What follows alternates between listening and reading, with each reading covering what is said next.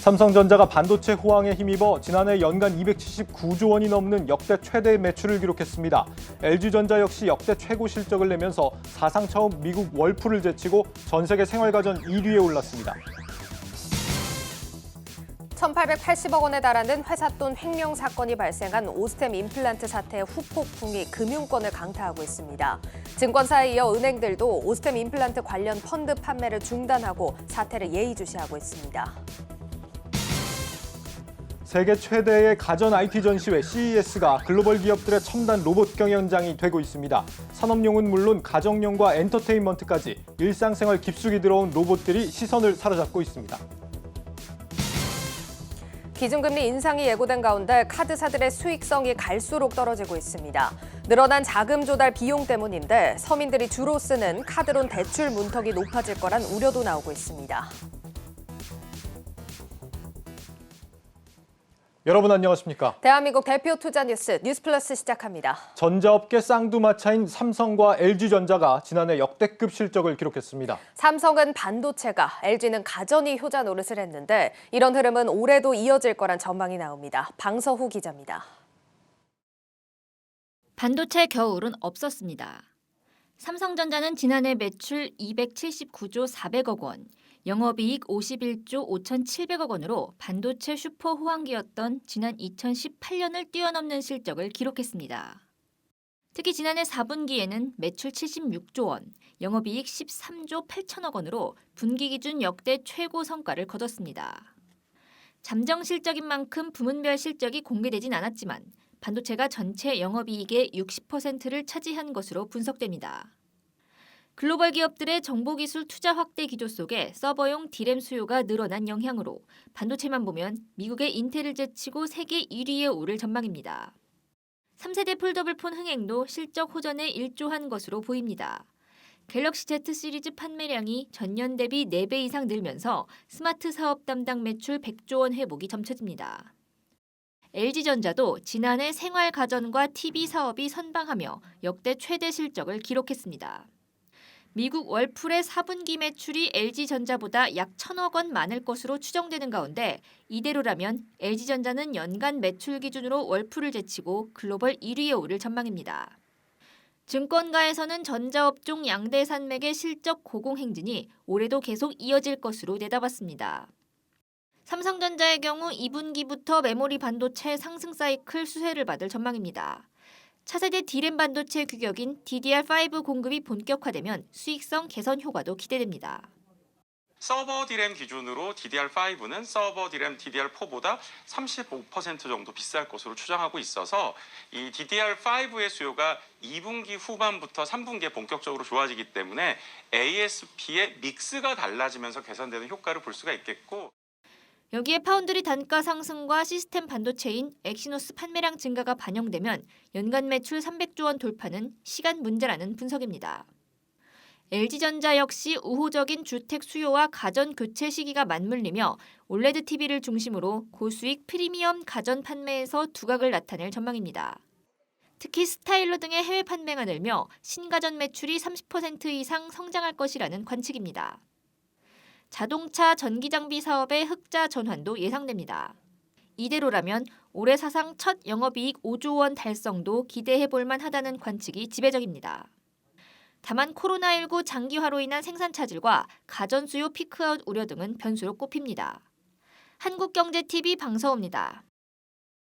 미국 라스베이거스에서 열리고 있는 CES 2022 소식 추가로 전해드리겠습니다.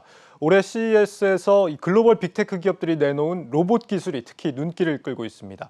산업용부터 엔터테인먼트까지 이제는 우리 생활 깊숙이 스며든 로봇의 모습을 신용훈 기자가 취재했습니다. 내 몸의 움직임에 맞춰 동영상을 찍어주고 현란하게 움직이며 음악 연주를 함께합니다.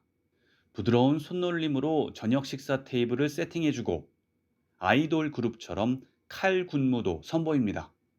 물류창고와 공장 생산 라인을 벗어나 우리의 삶, 우리의 일상에 조용히 스며들고 있는 로봇은 CES를 찾은 관람객들에게도 가장 큰 관심거리입니다.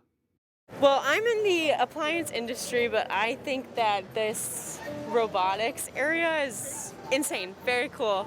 So that's probably my favorite. So this is my first time here at CES.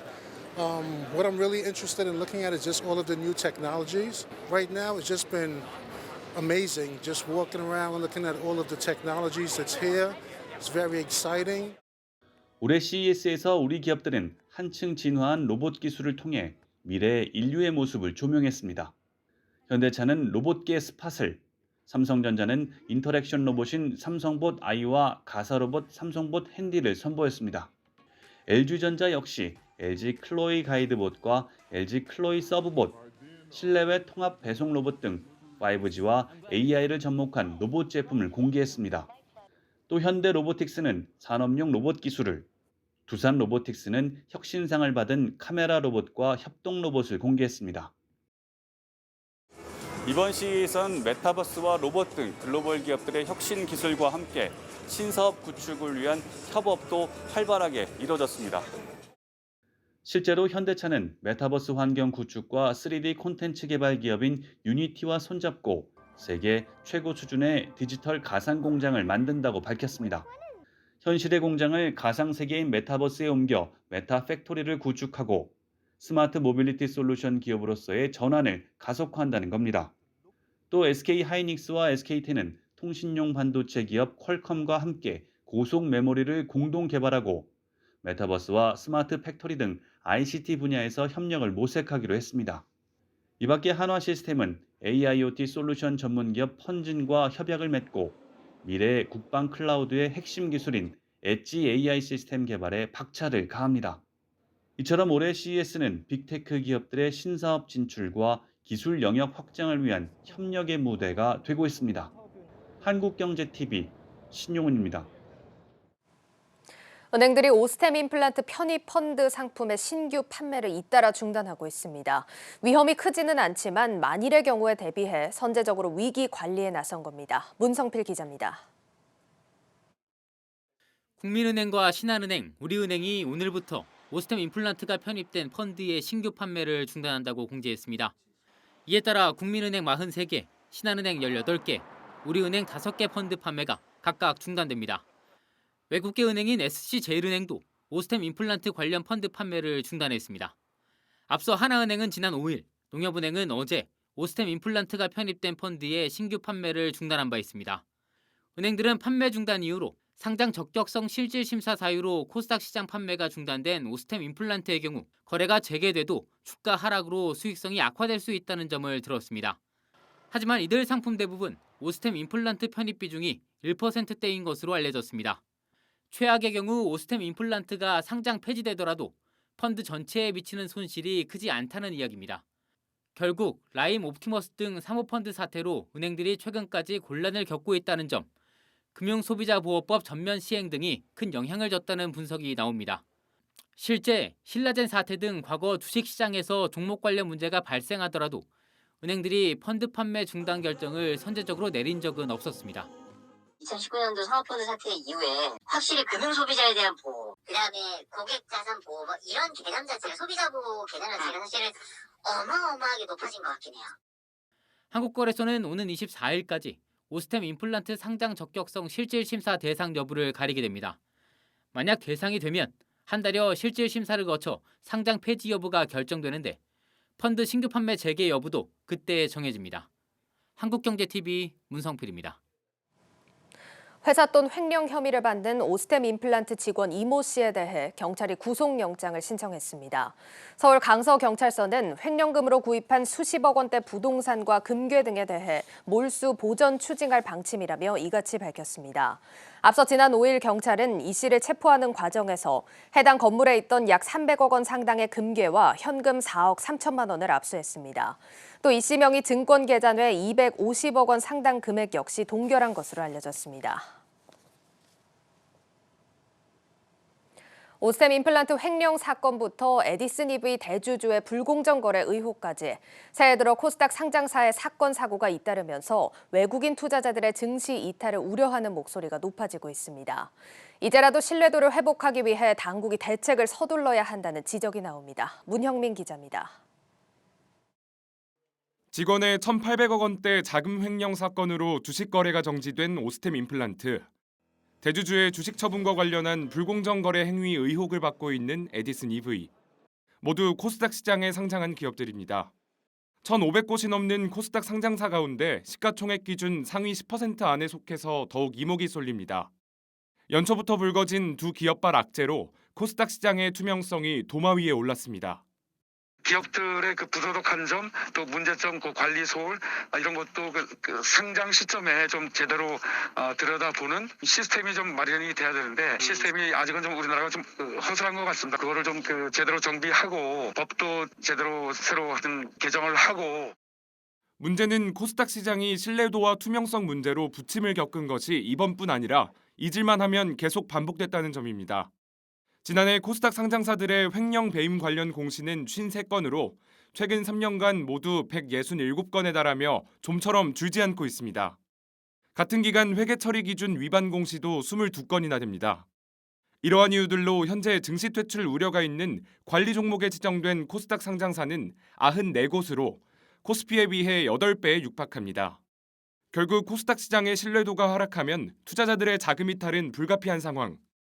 실제 코스닥 지수는 새해 개장 첫날을 제외하고 3거래일 연속 하락세를 지속하더니 천선이 무너졌습니다.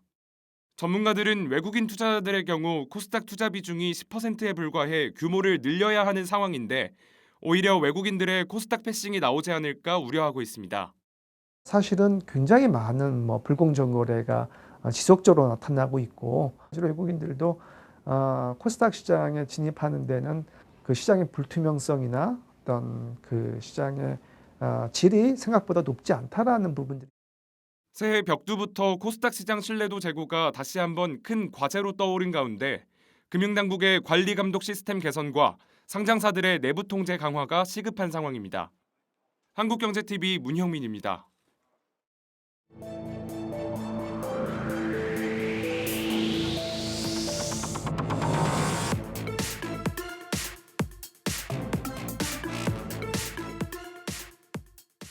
소유보다는 경험을 중시하는 시대, 구매하지 않고 빌려서 사용하는 렌털 문화가 확산하고 있습니다. IT 기술이 발달하면서 예전보다 쉽게 빌리고 관리도 편해졌기 때문인데 지난해에 이어 올해도 강력한 매출 신장이 예상되는 렌탈 기업들은 제품군을 확대하며 고객몰이에 나섰습니다. 먼저 유우성 기자 리포트 보시고 계속 이어가겠습니다. 20대 직장인 김진환 씨. 김 씨의 지난해 분단위 렌트카 이용 횟수는 100회에 가깝습니다. 집 근처 마트를 가거나 여자친구와 데이트, 심지어 근거리 중고거래 등 다양한 용도의 차를 빌려 사용합니다. 사회 초년생이라 자동차를 살 만큼의 돈은 없지만 필요한 순간 저렴한 가격에 자동차를 이용할 수 있는 분단위 렌트카, 카쉐어링을 선호하는 겁니다. 달마다 차를 유지할 수 있는 형편은 안 되기 때문에 딱 필요할 때만 가까운 차고지에서 차를 빌릴 수 있다는 카쉐어링 장점 때문에 저는 카쉐어링을 더 많이 이용하고 있는 편입니다. 대중교통이 좀 요즘 최근 코로나라서 위험하다 보니까 오히려 이런 운전할 줄 아는 친구들은 카쉐어링을 빌려서 많이 여행을 가는 편입니다. 구매보다 렌터를 선호하는 현상이 나타나면서 관련 기업들의 실적도 고공행진을 이어가고 있습니다. 렌털 가전 기업 코웨이의 매출은 지난 3년간 꾸준히 성장해왔고 지난해 매출과 영업이익 모두 사상 최대를 기록할 것으로 추정됩니다. 롯데렌탈도 카쉐어링 부분 실적 증가에 힘입어 전년 대비 10%가량 성장할 것으로 예상됩니다. 렌털에 대한 선호가 강해지다 보니 기업들은 다양한 제품과 서비스로 상품군을 확대하고 있습니다. 교원웰스는 지난해 헬스케어 가전 중심의 제품 라인업 24종을 추가하며 소비자 공략에 나섰고 코웨이는 혁신 기술을 탑재한 프리미엄 가전 브랜드 노브를 선보이며 고급화 전략에 시동을 걸었습니다. 그린카는 카쉐어링 서비스에 대한 법인 고객들의 수요를 확인하고 법인 시장까지 영역을 확대한다는 계획입니다. 카쉐어링 서비스 쪽의 월간 액티브 유저 수가 트렌드를 보면 재작년 대비 작년에 한 14% 올랐어요. 근데 저희는 봤을 때 그 기세, 두 자릿수 성장이 계속 지속될 것으로 예상을 하고 있고요. 개인 이동용으로 막 쓰는 게 그건 기본적으로 확장이 되고 업무용, 회사에서 이제 쓰기 시작하지 않을까 저는 예상하고 있습니다. 여기에 소유보다는 경험에 초점을 맞추는 MZ세대의 소비 특성과 해외 시장 확대에 대한 기업들의 노력이 결합되면서 렌털 기업 성장세는 당분간 지속될 것으로 전망됩니다. 한국경제TV 유호성입니다. 성장기업부 김수진 기자 나와 있습니다. 김 기자, 확실히 뭐 렌털 시장이 최근 들어서 더 성장하고 있다 이런 느낌을 좀 받는 것 같아요. 그래서 그 배경이 좀 있는 걸까요? 네, 아무래도 이제 수요가 있으니까 공급도 커지는 셈인데요. 네, 조금 더 세세하게 따지자면 생활가전 분야와 카쉐어링 분야를 나눠서 살펴볼 필요가 있습니다. 생활가전 분야와 카쉐어링 분야. 네. 생활가전에서 렌털하면 뭐 정수기, 공기청정기 이런 걸 말하는 거죠? 네, 맞습니다. 뭐 정수기, 매트리스, 공기청정기 그리고 뭐 의류청정기까지 이런 식으로 다양하게 나눠져 있는데요. 이제 코로나가 생각보다 조금 처음에는 그냥 왔나 보다 했는데 생각보다 좀 길어지면서 사람들이 외출도 꺼리고 이제 건강과 집에 대한 관심이 높아지면서 이런 생활가전 렌탈 수요가 늘어나는 추세입니다. 이제 물론 코로나가 아니더라도 이 생활가전 렌탈 시장은 조금씩 커지고 있었습니다. 거기다 렌탈 수요가 더 붙은 거죠. 대표 생활가전인 정수기 시장에서 점유율 1위를 차지하는 콜웨이만 봐도 그렇습니다. 렌탈 계정 수만 보면 한 2018년에 590만 개 정도였는데요. 한 2021년 상반기 기준으로 650만 개를 넘었습니다.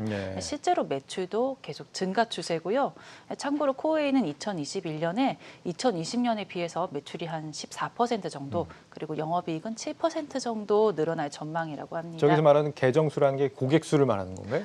네, 맞습니다. 네네. 계속해서요. 그 외에 또 꾸준히 1인 가구가 늘어나는 것도 한 원인인데요. 네. 요즘 뭐 젊은 세대들이 특히 이제 기성 세대들보다 왠지 좀 더 이제 렌털이나 이런 데 좀 더 친숙한 이런 느낌이 드는데 네, 특별히 맞습니다. 젊은 세대들이 이렇게 좋아하는 데에는 뭐 어떤 뭐 심리적인 이유 같은 게 있을까요? 이게 보니까 MZ 세대들이라고 하죠. 이분들이 아무래도 기성 세대보다는 조금 더 합리적인 그리고 경제적인 걸 추구하다 보니까 이렇게 쉐어링을 하면은 조금 경제적인 부담이 살짝 줄어드는 그런 원인이 있습니다. 실제로 20대 소비자를 집중 연구하는 한 연구기관 조사에 따르면 렌탈 제품 사용을 왜 쓰는가 이런 이유에 대해서 주기적인 유지 관리 서비스가 된다. 그러니까 조금 덜 번잡스럽다 이런 내용이고요. 그리고 구매 비용을 한 번에 지출하기는 어렵다. 또 구매 비용보다 렌탈비 총액이 저렴하다 등의 응답을 가장 많이 한 것으로 나타났습니다. 또 MZ 세대라고 해도 코로나 영향을 받으니까 집에 대한 그런 건강에 대한 영향이 커지고요. 한 생활가전 렌털업계 관계자가 한국경제TV와의 통화에서 내년에도 코로나가 이어지는 만큼 2020년 수준의 확장, 그러니까 한 10%에서 20% 정도 성장을 예상한다고 밝혔습니다. 이 자산은 적은데 소득은 있는 이런 부분하고 좀 맞아떨어지는 게 있겠습니다. 카쉐어링 쪽은 그러면 어떤 거예요? 네, 이게 모빌리티 렌탈이라고 생각을 하시면 되는데요. 이제 기간으로 구분하면 그린카, 쏘카, 딜카 이런 게 플랫폼을 이용한 분단위 렌터 이렇게 생각하시면 되고 그리고 단기 렌터카, 장기 렌터카 이렇게 나눌 수 있는데요. 주목할 만한 분야가 플랫폼 이용 분단위 렌터카와 단기 렌터카입니다. 분단위는 30분, 1시간 이런 식으로도 쓸 수 있고 단기 렌터카가 24시간의 최소 단위인데요. 단기 렌터카가 코로나 수혜를 상당히 많이 받습니다. 해외여행을 못 가니까 사람들이 좀 국내로 몰리지 않나요? 네. 제주도 같은 곳은 특히 본인 차를 가져가기 힘드니까 렌터카 이용객이 많은데요. 이제 3분기에 분기 영업이익 최고치를 경신한 롯데렌탈은 4분기에도 역대급 실적을 기록할 예정인데요. 관계자에게 왜 실적이 이렇게 견인되느냐 물었더니 제주도 단기 렌터카 수요가 좀 컸다는 그런 답변을 했습니다. 물론 이제 롯데렌탈의 그린카 성장도 있었고요. 그린카가 이제 롯데렌탈의 카쉐어링 서비스를 말하는 맞습니다. 거죠. 이 플랫폼을 이용한 렌터카가 고성장을 이어갈 거다 했는데 이 플랫폼을 이용한 렌터카라는 게 정확히 어떤 걸 말하는 겁니까? 기존 렌터카랑 어떻게 다른 부분이에요? 기존 렌터카를 보면은 저희가 조금 번거롭게 대여하는 장소에 가서 이렇게 막 적고 대여한 다음에 또 이제 배달도 직접 해서 간 다음에 렌터카 현장에 가서 직접 빌려야 되는. 또 서류 작업을 또 해야 되지 않습니까? 근데 아마 이용해 보셨으니까 아시겠지만 이런 그린카나 쏘카나 딜카 같은 경우에는 앱으로 한 번에 그냥 바로 원하는 시간대로 원하는 장소로 입력할 수 있는 겁니다. 그러니까 주로 앱으로 이용하는 게 플랫폼을 이용한 렌터카군요. 네, 맞습니다. 그래서 상당히 편리하고요. 최근 증권가에서는 이런 그린카 같은 차 쉐어링 업계에 대해서 전년 대비 한 20% 정도 고성장을 이어나가지 않겠느냐 그런 전망을 발표한 적도 있습니다. 결국에는 공유경제 개념이라고 보시면 되는데요. 미국 같은 해외에서는 이걸 본인의 차를 이용을 합니다. 근데 국내에서는 이게 불법이라 불가능하다 보니까 렌털이란 형태로 시행되고 있고 시장도 호황을 누리는 거죠. 이게 사실 개인의 니즈뿐 아니라 사회적 니즈가 함께 맞물려서 폭발적으로 성장하고 있고 또 성장할 수밖에 없다 이런 의견들이 많이 나옵니다. 네. 차는 사기 아깝고 차가 주는 편리함은 필요한 거죠. 물론 코로나로 이제 좀 대중교통 불안하다 이런 심리도 한몫했고요. 이런 것들이 지금 개인 니즈라고 볼 수 있습니다. 카쉐어링에 대한 사회적 니즈라는 게 있어요? 네, 그 최근 탄소 중립이라는 말 많이 하지 않습니까? 네. 그런데 이제 탄소 중립의 가장 중요한 부분은 저탄소, 그러니까 탄소를 줄이는 거잖아요. 그렇죠. 승용차에서 탄소 배출이 상당히 많이 된다고 합니다. 네.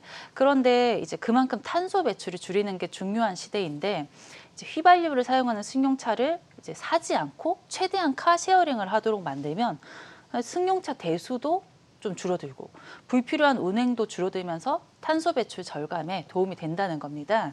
이 카쉐어링 플랫폼에서 전기차를 꽤 활발하게 도입하고 있기도 하고요. 그래서 사회나 정부에서도 이런 부분을 지원하는 게 좀 있습니다. 가끔 청년 주택 등의 주차장을 보면 카쉐어링 플랫폼 주차장이 있어요. 네. 물어봤더니 해당 주차장을 설치하면 이제 정부에서 의무적으로 둬야 하는 주차 면수 공간을 좀 줄여준다고 해요. 그런 지원이 있고요. 이렇게 개인만 니즈가 있거나 사회만 니즈가 있거나 하면 이제 성장이 폭발적으로 되기 어려운데 두 가지 모두 니즈가 있는 만큼 해당 산업이 계속해서 성장한다는 게 전문가들 입장입니다. 예. 네, 기술이 계속 발전하면서 승용차가 언젠가는 자율주행차로 대체되면 승용차 구입이 취미의 영역이 되고 대부분의 사람이 이렇게 카쉐어링을 이용할 거라는 그런 전망도 있는데요. 관련 분야 전문가인 아주대학교 유정훈 교수 인터뷰 들어보시겠습니다. 차만큼 이렇게 쉐어하는 게 효과적이고 또 효율적이고 이런 게 사실 없거든요. 근데 자율차가 되면 일종의 나의 개인 기사가 항상 있는 건 똑같은 거거든요. 그래서 자율주행차가 이제 의미 있게 시장에 침투하는 2030년 이후에 가면은 자연스럽게 다 이렇게 차는 내 차 없이 그냥 자율차를 이용한 공유차를 쓰는 거고 뭐 이런 이유로 소유하는 시대가 되겠죠. 그러니까 친환경 제도 같은 부분들에 맞춰서 또 카쉐어링이 성장하는 네. 그런 부분도 있다 이런 얘기네요. 맞습니다. 지금 뭐 코로나 때문인지 이번 CES에서도 이제 한국 렌털 업체들이 주목을 받고 있다라고 하는데 코웨이의 지난해 해외 매출이 9천억 원이 넘는다고 합니다. 이 렌털 업계의 성장 잠재력 무궁무진한 것 같습니다. 김수진 기자였습니다. 수고했습니다. 감사합니다.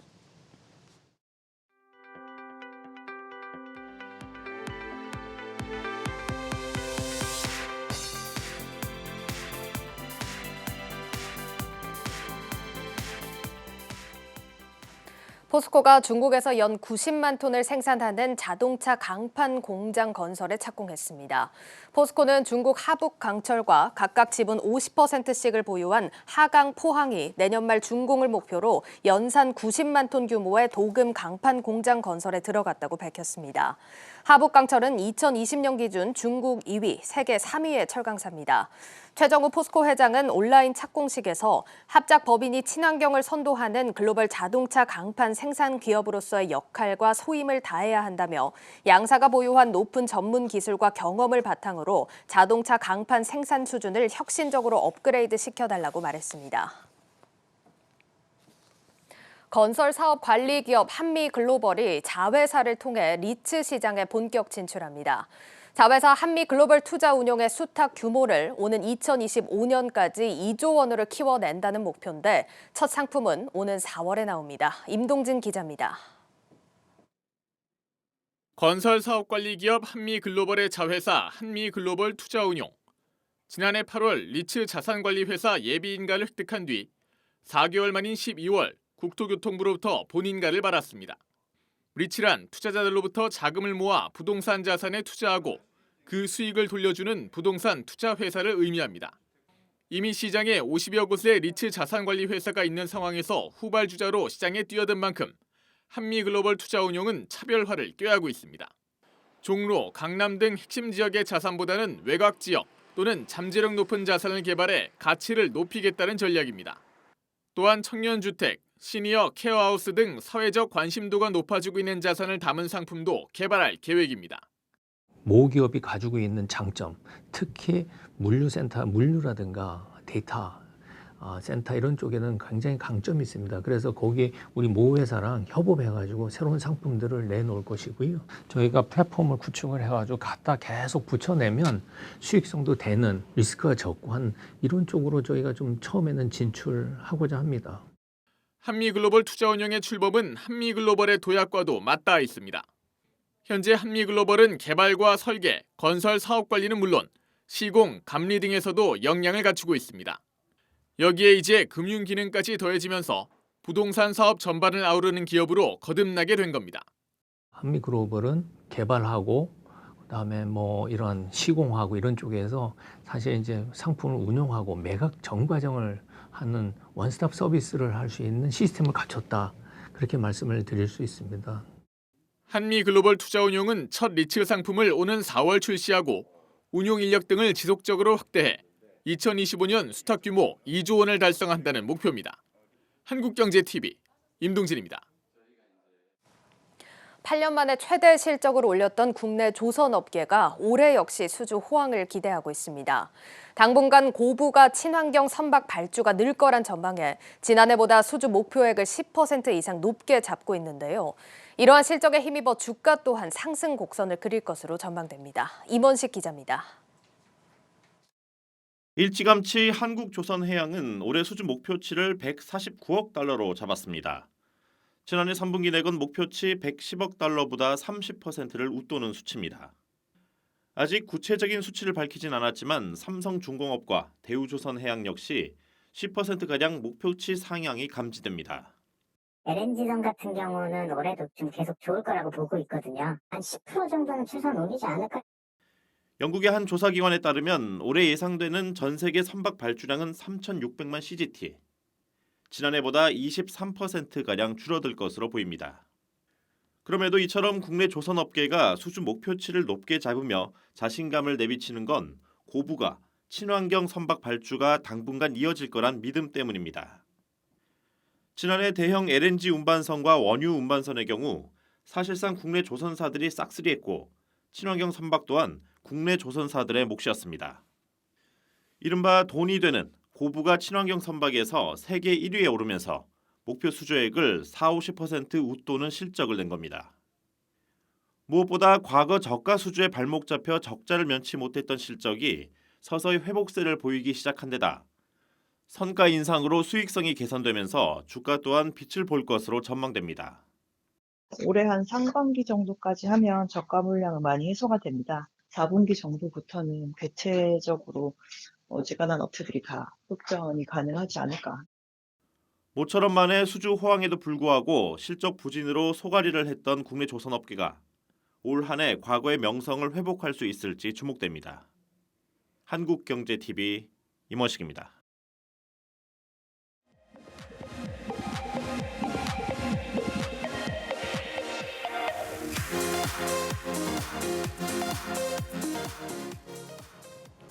차트를 통해서 이번 주 증시를 전망하고 다음 주 증시까지 전망해 보겠습니다. 차트로 보는 증시 시간입니다. 자, 이번 주 시장 너무 고생 많으셨습니다. 증권부 지수희 기자와 함께 시장 정리해 보시죠. 예, 제 기자, 오늘은 정말 다행히도 반등이 나와줬지만 이번 주 생각하면 정말 끔찍했다고 표현을 해야 될 것 같아요. 정리를 한번 해볼까요? 네, 이번 주가 사실 새해 첫 주였습니다. 예. 그래서 많은 기대감이 있었는데요. 사실 첫날에는 3,000선에 가깝게 시작을 하면서 예. 또 장중에는 3,000선을 돌파하기도 했거든요. 그래서 새해에 대한 좀 희망적인 맞아요. 마음들을 가지셨었을 텐데 이번 주 수요일입니다. 5일부터는 좀 시장이 충격을 받았습니다. 예. 미국에서 10년물 국채금리가 1.5% 중반까지 넘어서면서 코스피가 좀 영향을 받았는데요. 기관들의 매물이 쏟아지면서 1% 넘게 하락을 했고요. 특히 이번 주에 가장 충격을 줬던 것은 지난 6일에 FOMC 회의록이 맞습니다. 공개되면서입니다. 예. 이 FOMC 회의록에서 예상보다 빠르게 금리 인상뿐만 아니라 양적 긴축이 진행될 수 있다는 우려감이 퍼지면서 이날 뉴욕 증시도 폭락을 했고요. 코스피도 1% 넘는 약세로 마감을 했습니다. 2,910선까지 밀렸는데요. 다행히 오늘은 반발 매수세가 유입이 되면서 2,955.35에 마감을 했습니다. 예, 지금 지수 이렇게 쭉 살펴봤는데 지수도 지수인데 원달러 환율도 참 마음고생을 영향을 많이 시켰습니다. 오늘 장중으로 보자면 좀 떨어져서 마감을 하긴 했는데 1,200원대에서 안 떨어지더라고요. 네, 그렇습니다. 환율 변동 차트를 보시겠는데요. 오늘도 환율이 1,200원 위에서 마감을 했지만 어제도 1,201원으로 마감을 했습니다. 예. 지난 2020년 7월 이후의 최고치고요. 또 지난해 4분기에도 달러와 강세가 이어지긴 했지만 1,100원대 후반대에서 박스권 흐름을 이어갔었는데 FOMC 의사록에서 연준이 금리 인상 후에 빠른 시간 내에 대차 대조표 축소, 즉 양적 긴축에 나설 것이라고 언급을 하면서 달러가 급격하게 강세로 선회를 했습니다. 오늘 환율도 장중에 1,204원까지 오르는 등 1,200원 위에서 움직이는 모습을 보였습니다. 예, 자 이런 시장 패닉 요인들 좀 하나하나 짚어볼 텐데 먼저 연준 발언이 나오면서 좀 이런 패닉이 시작이 됐습니다. 사실 기준금리 인상은 당연한 거고 뭐 시기가 빨라질 수도 있다. 이런 부분도 다 시장에서 예측을 하던 거였는데 이번 의사록에서 말씀을 해주셨다시피 한동안 정말 오랫동안 못 들어본 양적 긴축이라는 개념이 등장을 했습니다. 네. 의사록 내용 한번 짚어보죠. 네. 의사록에서 저번에 주신 대로 사실 이 금리 인상에 대한 이야기는 예상했던 대로 당겼습니다. 예, 예. 경제와 노동시장, 인플레이션을 고려할 때 예상했던 것보다 빠른 속도로 기준금리를 인상할 것이다. 예. 시장에서 예상한 건데요. 그 다음에 이어지는 문장이 일부 참석자들은 이 기준금리 인상을 시작한 이후에 연준의 대차 대조표 규모를 축소하는 것을 논의하는 게 적절할 수 있다라고 얘기를 한 겁니다. 예. 사실 이 유동성 회수 단계를 보면요. 테이퍼링과 금리 인상 다음에 실제로 유동성을 회수하는 양적 긴축의 단계가 있습니다. 예, 예. 시장에서는 2단계와 또 3단계 사이에 어느 정도의 기간이 있을 것이라고 예상을 하고 있었습니다. 그래서 양적 긴축의 시기를 2024년 정도로 예상을 하고 있었는데 이게 생각보다 빨라질 것으로 전망이 되면서 달러 가치가 크게 상승하게 된 겁니다. 예, 정말 시장에서 가장 싫어하는 이런 유동성 축소 얘기가 나오면서 시장이 좀 크게 흔들렸습니다. 특히나 미국 시장, 뭐 나스닥이 정말 말이 안 되는 수치로 좀 떨어지면서 우리나라 성장주 섹터들도 같이 좀 크게 영향을 받았잖아요. 네, 아무래도 유동성이 축소되다 보면 증시에서 빠르게 자금이 빠져나갈 수 있고요. 특히나 신흥국에서는 더 빠르게 빠져나갈 수 있습니다. 예. 아무래도 안전한 달러가 선호되기 때문인데요. 말씀하신 대로 유동성 축소 구간에서는 성장주들이 타격을 받습니다. 이 성장주들은 현재 실적을 내고 있는 게 아니라 앞으로 실적을 낼 것이라는 기대감에 주가가 오른 것이기 때문에 현금 흐름이 풍부하지 않은 상태인데요. 금리가 오르면 자금 조달 비용이 오르기 때문에 수익률이 그만큼 떨어지게 됩니다. 실제로 FOMC 의사록 공개 이후에는 성장주인 테슬라와 애플 등 빅테크주들의 주가가 좀 떨어졌습니다. 보시면 그 성장주 대표주라고 불리는 테슬라가 5% 넘게 떨어졌고요. 알파벳이나 엔비디아도 5% 가까이 떨어졌습니다. 반면에 이베이나 월마트 같은 경기 민감주 또 가치주들은 상승하는 모습을 보였습니다. 뭐 우리나라도 비슷한 흐름으로 좀 이어지는 모습이었는데 사실 우리나라 같은 경우는 앞서서 살펴본 그 기업들보다도 하락폭이 너무나도 거셌습니다. 또 투자자분들의 자금도 또 그런 성장주 섹터에 많이 들어가 있다 보니까 많은 분들이 마음고생하셨더라고요. 네, 실제로 우리 대표 성장주인 네이버와 카카오가 큰 폭으로 예, 하락을 맞아요. 했는데요. 물론 국내 성장주의 경우에는 유동성 축소 우려뿐만 아니라 개별 종목에 좀 이슈도 더해지긴 했습니다. 네이버의 경우에는 4분기 실적 전망이 어둡다는 소식이 더해져서 증권사들이 네이버의 목표 주가를 좀 낮춰 잡으면서 이번 주 10% 넘게 하락을 했고요. 실제로 네이버의 4분기 영업 컨센서스는 3,880억 원 수준으로 한 달 전보다 1.4%나 하락을 했습니다. 카카오도 이번 주 11% 넘는 약세를 보였는데요. 카카오도 4분기 실적 전망이 낮아졌을 뿐만 아니라 카카오페이 등의 경영진의 스톡옵션 대량 매도 같은 악재도 더해졌습니다. 증권사들은 카카오의 목표 주가를 13만 원 수준으로 낮춰 잡았는데요. 성종화 이베스트 연구원의 의견을 보시겠습니다. 코로나19 이후에 플랫폼 랠리가 단기 일단락된 국면에 접어들었다라고 분석을 하고 있습니다. 예. 또 금리 인상에 따른 성장주 밸류에이션에 할인 요인이 작용하고 있고 이전에 있던 코로나 이후에 플랫폼 랠리를 다시 만나기 위한 플랫폼 모멘텀을 확보하기까지는 긴 호흡이 필요하다라고 분석을 하고 있습니다.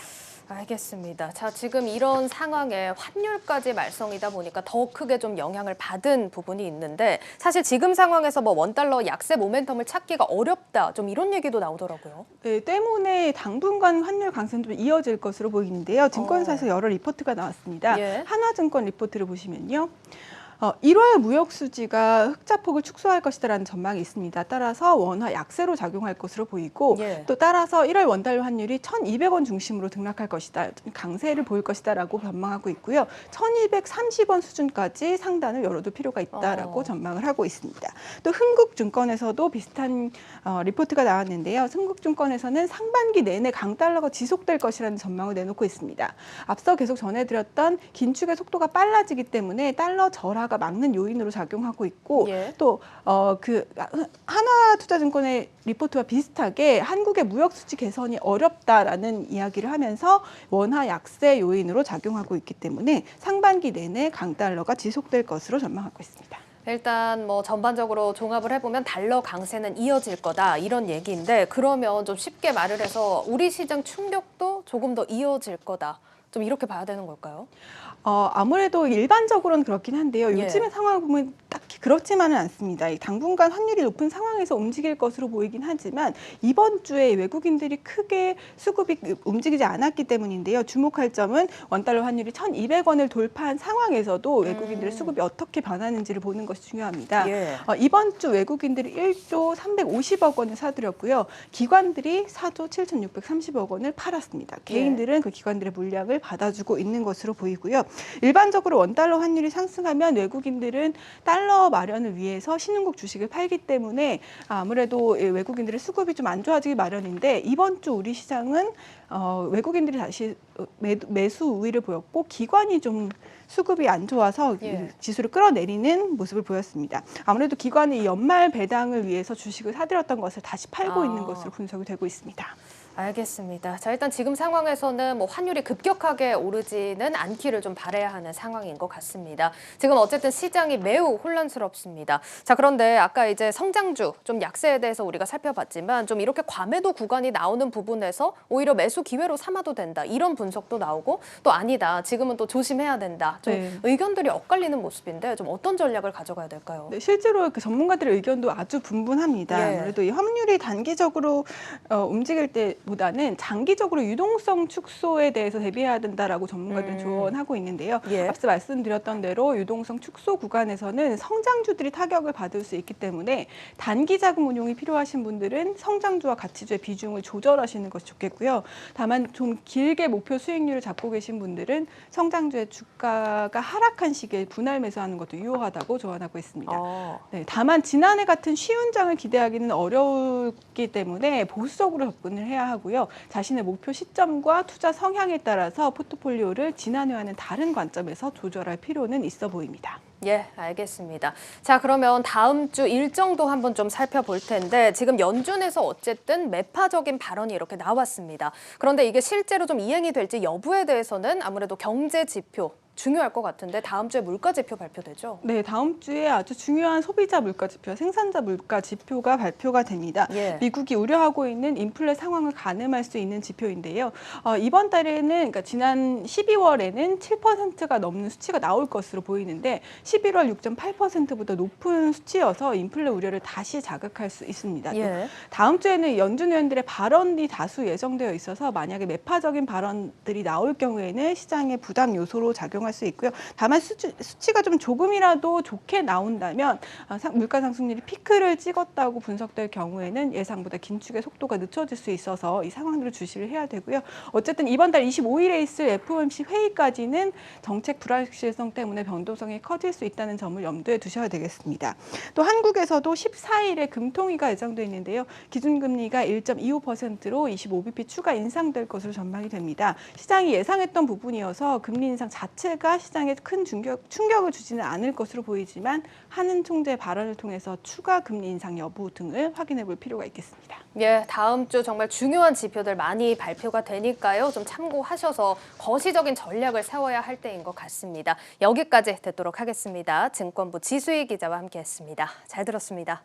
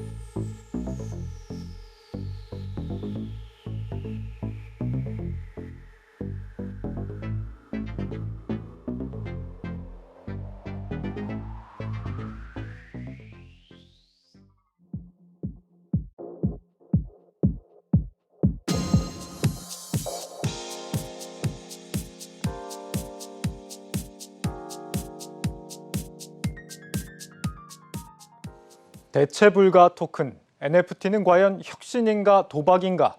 저희 한국경제TV 특별 취재팀이 투자 시장의 핵심 키워드로 떠오른 NFT 신드롬을 오늘 저녁 집중 조명합니다. 전효성 기자입니다. 유명 래퍼 마미손 씨가 NFT로 제작해 판매한 작품입니다. 경매에서 6,100만 원에 낙찰됐는데 제작 원가 대비 수십 배의 수익을 거둔 것으로 추정됩니다. 이 NFT 작품은 인터넷에서 누구나 볼 수 있지만 여기에는 소유자의 정보와 거래 가격 등이 기록돼 있습니다. 디지털 파일에 대한 권리 증명서인 NFT 기술이 적용된 겁니다. 사건들이 있었고 그거를 기념했다. 그리고 이걸 NFT화 시켰다. 라고 했을 때 이 전체를 아우르는 어떤 행위예술 작품인 거예요. 최근 수년간 디지털 자산과 블록체인에 대한 관심이 높아지며 NFT 시장은 기하급수적으로 성장하고 있습니다. NFT 자체 거래량이 급증하는 건 물론 관련 사업을 시작한다는 소식만 전해져도 회사의 주가는 치솟습니다. 디지털 자산에 소유권을 부여해 사고 파는 NFT, 과연 재화로서의 가치를 지닐까? 한국경제TV 특별취재팀 쓰리고가 만난 사람들은 NFT에 대한 엇갈린 반응을 전했습니다. 먼저 자산 가치가 없었던 디지털 상품이 자산으로서의 가치를 부여받은 건 혁신적이라는 주장입니다. 정말 기반 기술로서 정말 이때까지는 자산화를 할 수 없었던 그런 디지털 상품에 대해서 희소성과 원본의 가치를 부여해주면서 정말 많은 창작자들에게 그게 개인이 됐던 기업이 됐던 힘을 줄 수 있다는 그 점 때문에 되게 굉장히 각광을 받고 있다고 생각을 해요. 반면 현재의 NFT 시장에 거품이 끼어 있다는 지적도 나옵니다. 실존 가치와는 무관한 과도한 투기성에 매몰돼 있다는 겁니다. 예를 들어 명품이 있는데 그 명품이 한 500만 원 해요. 그런데 NFT가 붙었다고 해서 그게 5억이 될 수는 없잖아요. 이와 함께 취재진은 NFT 미술 사업을 추진한다는 말에 현혹돼 막대한 투자 손실을 본 가상화폐 투자자도 만나볼 수 있었습니다. 500원 정도에서 한 2억까지 태웠는데 최저점에서 거의 뭐 한 20분의 1까지 줄어든 거고요. 2억에서 한 1,000만 원도 안 되는 시점도 있었고. 희소성을 앞세워 투자 시장에 마법의 단어로 자리 잡은 NFT에 대한 모든 것은 오늘 저녁 7시 30분 한국경제TV 채널과 유튜브에서 함께할 수 있습니다. 한국경제TV 전효성입니다. 저희 한국경제TV가 야심차게 준비한 쓰리고 많은 시청 바라겠습니다. 네, 금리가 오름세를 보이면서 카드사들이 자금 조달에 어려움을 겪고 있습니다. 이와 함께 정부 규제로 수익성까지 나빠지고 있어 이 카드사들은 서민들이 주로 쓰는 카드론 금리 인상으로 대응에 나서는 모습입니다. 조현석 기자입니다. 신용등급 AA 플러스인 신한과 삼성, KB국민카드의 3년물 카드채 평균 금리는 2.557%입니다. 1년 전과 비교하면 2배 이상 올랐는데 특히 15개월 만에 기준금리가 인상된 지난해 8월 이후 상승세가 가팔라지는 모양새입니다. 수신 기능이 없는 카드사는 운용자금을 대부분 카드채 발행으로 조달하기 때문에 그만큼 자금 조달 사정이 빠르게 악화하고 있는 겁니다. 금리가 오르는 환경이기 때문에 조달 여건은 일단 올해까지는 쉽지 않을 것 같기는 해요. 채권으로만 자금 조달의 여력이 쉽지가 않으니 이런 단기 자금 조달 시장 쪽에서도 자금 조달을 하면서 시장에 대응을 하려고 노력하고. 올해부턴 카드론이 총부채 원리금 상환 비율, DSR 규제를 받게 되면서 카드사 핵심 사업인 대출 부분의 성장세 둔화도 불가피할 전망입니다. 규제 전후를 기준으로 추정해보면 카드 대출을 통해서 창출 가능한 카드사의 영업이익은 규제 전 대비 연간 1,000억 원 이상 감소하는 것으로 나타났습니다. 여기에 수수료 인하까지 겹쳐 수익 악화가 예상되는 카드사들은 늘어난 자금 조달 비용을 소비자에게 전가할 수밖에 없을 거란 분석이 나옵니다.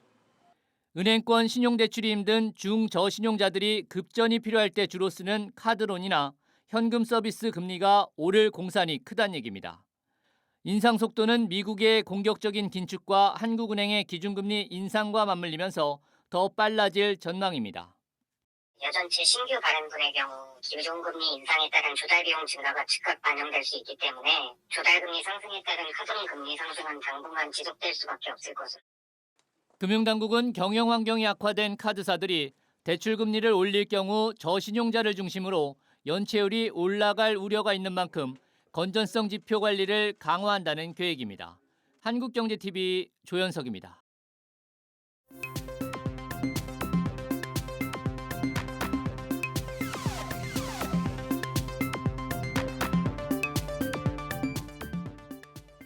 경제 뷰포인트 시간입니다. 거리두기 강화 조치가 길어지면서 관련 예산 지출도 많아지고 있습니다. 정부가 피해를 입은 소상공인들에게 설 연휴 전에 500만 원씩 손실 보상금을 선지급하고 또 40조 원 규모의 신규 자금을 지원한다고 밝히면서 추경 논의가 급물살을 타고 있습니다. 이렇게 추경 논의가 본격화되자 국고채 시장 금리도 따라서 뛰고 있는데 이와 관련된 내용 세종시 한창률 기자와 이야기 나눠보겠습니다. 예, 한 기자, 새해가 된 지 이제 일주일인데 추경 논의 굉장히 빠릅니다. 네, 그렇습니다. 이번 주 추경 얘기를 빼놓을 수가 없을 것 같습니다. 현재 사회적 거리두기가 언제 끝날지 모르는 상황이라 커져가는 소상공인들과 중소기업들의 피해를 일부라도 좀 보상해주자 이런 목소리가 더 커지고 있기 때문입니다. 여기다 대선 주자 모두 소상공인 지원에 대해서 모두 동의하고 있어서 지금 국회에서는 속도를 내서 추경을 하겠다 이런 입장입니다. 그러니까 지금 속도를 내겠다라고 이야기가 나오는 게 추경 일정을 서두르겠다 이 말인 거죠? 네, 여당에서는 이미 설 전에 추경 편성을 마무리하겠다 이렇게 못을 박았습니다. 약 30조 원가량의 추경 예산을 2월 임시국회에서 처리하자고 지금 정부와 야당을 압박하고 있습니다. 이제 정부의 스탠스 변화도 감지되고 있습니다. 그동안 추경 반대 입장을 분명히 했던 홍남기 부총리와 정부 관계자들도 이번 주부터 방역 사항 등을 종합적으로 고려해 추경을 검토해 볼 수 있다. 이렇게 입장을 선회했습니다. 예, 지금 이런 가운데 이번 주 국고채 금리를 한번 살펴봐야 할 것 같은데 3년물 금리가 다시 2%대 진입을 했습니다. 현재 글로벌 금융 정책 기조도 물론 영향을 줬겠지만 이 추경 논의가 본격화되면서도 같이 움직이는 모습인데 구체적으로 이 추경 편성에 대해서 어떤 부분을 우려하는 겁니까? 예, 보통 추경을 하게 되면 이제 그 세수가 들어오는 상황을 보고 하는데 연초의 추경 같은 경우는 적자 국채를 발행할 수밖에 없는 상황이다. 이렇게 시장은 보고 있습니다. 이제 적자 국채를 발행하게 되면 국채 물량이 시장에 많이 풀리게 되고 당연히 이제 가격이 떨어질 수밖에 없겠죠. 그러면서 자연스럽게 시장 금리는 올라갈 수밖에 없는 상황이 됩니다. 여기다 이제 기준금리 인상 압박과 글로벌 시장 변수까지 더해지면서 시장 금리가 급격하게 올라가고 있다고 판단하고 있습니다. 이와 관련해서 전문가 얘기 들어봤습니다.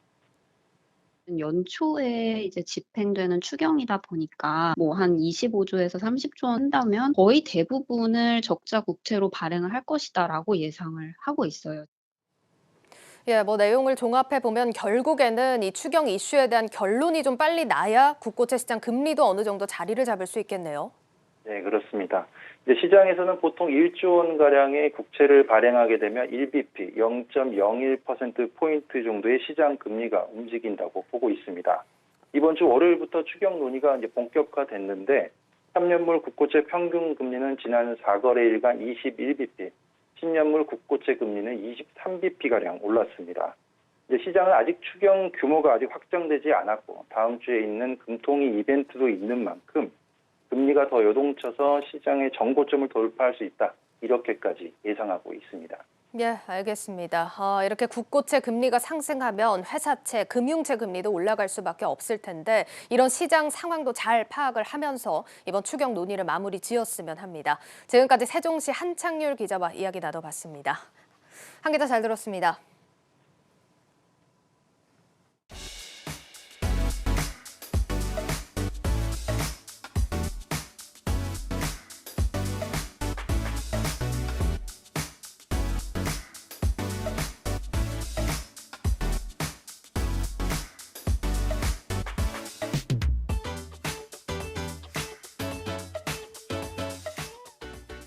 뉴스플러스를 마치겠습니다. 여러분 고맙습니다.